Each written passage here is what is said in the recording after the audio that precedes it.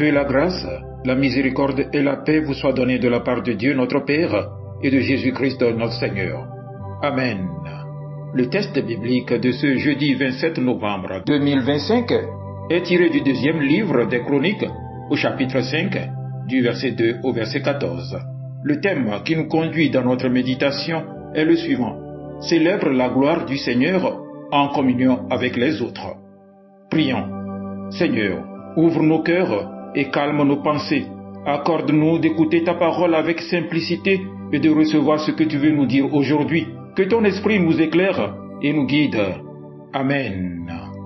2 Chroniques, chapitre 5, du verset 2 au verset 14. Ensuite, le roi Salomon réunit auprès de lui à Jérusalem les anciens du peuple d'Israël, tous les chefs des tribus et les chefs de famille des Israélites.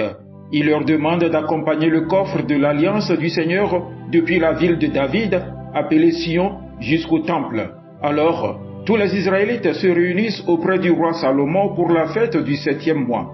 Quand tous les anciens d'Israël sont arrivés, les Lévites portent le coffre sacré. Les prêtres lévites transportent ce coffre et la tente de la rencontre avec les objets sacrés qui sont dans la tente. Le roi Salomon et toute la communauté d'Israël réunis auprès de lui se mettent ensemble devant le coffre. Ils offrent en sacrifice des moutons et des bœufs. Il y en a tellement que personne ne peut les compter exactement. Ensuite, les prêtres transportent le coffre de l'alliance du Seigneur à la place prévue pour lui, dans la salle appelée le lieu très saint, sous les ailes des chérubins. En effet, les chérubins étendent leurs ailes au-dessus de l'endroit prévu pour le coffre sacré. Ainsi, ils protègent le coffre et les barres qui servent à le porter. Ces barres sont longues. Quelqu'un qui se trouve entre le coffre sacré et l'entrée de la salle peut donc voir leur bout, mais on ne les voit pas du dehors. Elles sont là encore aujourd'hui. Dans le coffre, il y a seulement les 2 tablettes de la loi. Après que les Israélites sont sortis d'Égypte, le Seigneur a fait une alliance avec eux sur le mont Horeb. C'est à ce moment-là que Moïse a placé les tablettes de la loi dans le coffre sacré.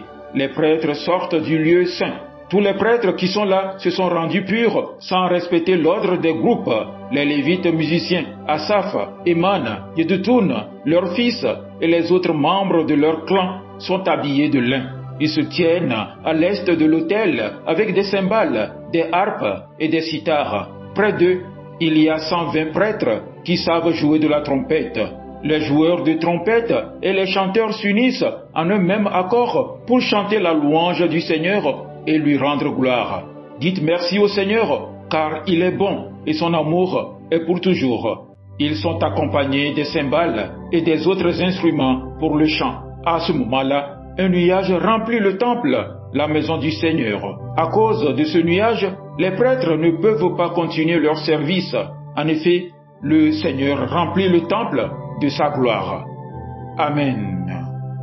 Bien-aimés dans le Seigneur, le chapitre 5 du deuxième livre des Chroniques nous transporte dans un moment unique de l'histoire d'Israël, l'inauguration du temple construit par Salomon. Ce n'est pas seulement un événement architectural ou politique, mais un acte profondément spirituel et communautaire. Tout le peuple est rassemblé, les prêtres et les lévites se préparent, les instruments résonnent, les voix s'élèvent et Dieu répond en manifestant sa gloire. Ce passage nous enseigne comment la célébration de Dieu prend toute sa force lorsqu'elle est vécue ensemble dans l'unité des cœurs et des voix. Le texte ouvre sur le rassemblement de l'ensemble d'Israël. Salomon convoque les anciens, les chefs de tribus, les responsables des clans pour transférer l'arche, symbole de la présence divine, dans le temple. La présence de Dieu est honorée par un peuple uni. Aujourd'hui encore, célébrer le Seigneur ne se limite pas à un acte individuel.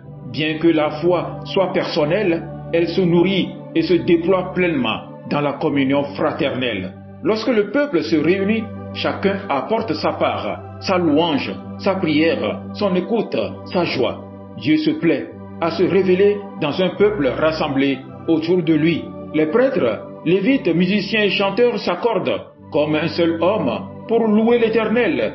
L'unité n'est pas seulement logistique, elle est spirituelle. Les voix ne se mélangent pas seulement, elles s'accordent pour proclamer la même vérité. Car il est bon, car sa miséricorde dure à toujours. Dans l'Église, la louange n'est pas un simple chant collectif, elle est une proclamation commune de ce que Dieu est, un acte où les cœurs s'unissent pour exalter sa nature. Cela dépasse les styles musicaux ou les préférences personnelles. C'est un acte d'adoration qui nous recentre sur Dieu. Quand la louange est unie, elle devient puissante. Le clou du passage se trouve dans la réaction de Dieu. La maison fut remplie d'un nuage. La gloire de l'Éternel remplissait la maison de Dieu. Dieu répond à la communion de son peuple. Le nuage symbolise sa présence tangible, au point que les prêtres ne peuvent plus continuer leur service. Dieu prend toute la place. L'unité dans la louange crée un espace où Dieu se révèle. Quand une communauté s'unit pour célébrer le Seigneur avec sincérité, humilité et vérité, Dieu agit. Sa présence apaise, guérit, transforme, restaure, réoriente. La véritable célébration n'est pas un spectacle humain, mais une rencontre divine. Chers frères et sœurs, le deuxième livre des Chroniques au chapitre 5 nous rappelle que célébrer la gloire du Seigneur est une expérience communautaire. Dieu se réjouit d'un peuple uni, d'une louange harmonieuse et d'un cœur collectif tourné vers lui. Célébrer ensemble, c'est reconnaître que nous avons besoin les uns des autres. C'est unir nos voix pour proclamer qui est Dieu. C'est laisser la présence de Dieu remplir la maison, notre assemblée, nos cœurs, nos vies. Que nos rassemblements soient des lieux où Dieu se manifeste, où sa gloire habite parmi nous, car nous célébrons ensemble la grandeur de son nom. Qu'il en soit ainsi pour nous. Amen. Agréable journée à vous tous.